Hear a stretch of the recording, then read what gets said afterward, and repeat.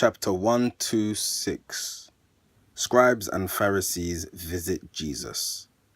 They censure him for eating with unwashed hands. He defends his acts and teaches a lesson on hypocrisy. Privately explains to the 12 his public teachings. A company of scribes and Pharisees came from Jerusalem to learn wherein the power of Christ lay. But when they learned that he and his disciples heeded not the custom of the Jews regarding washing of the hands before they ate, they were amazed. And Jesus said, "Hypocrisy is queen among you scribes and Pharisees. Of you Isaiah wrote, 'This people honor me with lips, their hearts are far away. In vain they worship me, their doctrines are the dogmas and the creeds of men.' You men who pose as men of God and still reject the laws of God and teach the laws of men, stand forth and tell when God gave unto men the ceremonial laws that you observe, and tell these people how the spirit life is sullied if one washes not before he eats." His critics answered not. And then he said, "Hear me, you men of Israel. Defilement is a creature of the heart. The carnal mind lays hold of thought and makes a monstrous bride. This bride is sin. Sin is a creature of the mind. That which defiles a man is not the food he eats. The bread and fish and other things we eat are simply cups to carry to the cells of flesh, material for the building of the human house. And when their work is done, as refuse, they are cast away. The life of plant and flesh that goes to build the human house is never food for soul. The spirit does not feed upon the carcasses of animal or plant.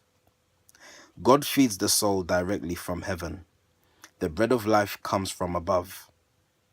The air we breathe is charged with holy breath, and he who wills may take this holy breath. The soul discriminates, and he who wants the life of Christ may breathe it in. According to your faith, so let it be.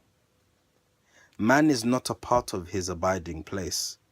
The house is not the man. The lower world builds up the house of flesh and keeps it in repair. The higher world provides the bread of spirit life. The loveliest lilies grow from stagnant ponds and filthiest muck. The law of flesh demands that one should keep the body clean. The law of spirit calls for purity in thought and word and deed. Now, when the evening came and they were in the house, the 12 had many things to say and many questions to propound. Nathanael asked, "Was what you said about the house of flesh a parable? If so, what does it mean?" And Jesus said, "Can you not yet discriminate? Do you not yet perceive that what a man takes in his mouth defiles him not? His food goes not into his soul. It is material for flesh and bone and brawn. To spirit everything is clean.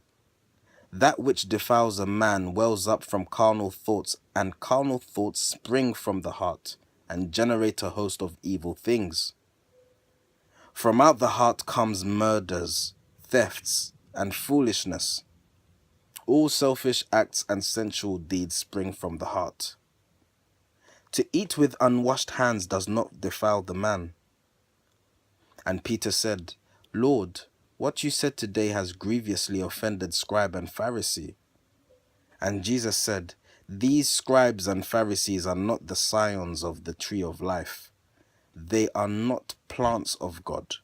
They are the plants of men, and every foreign plant shall be plucked up.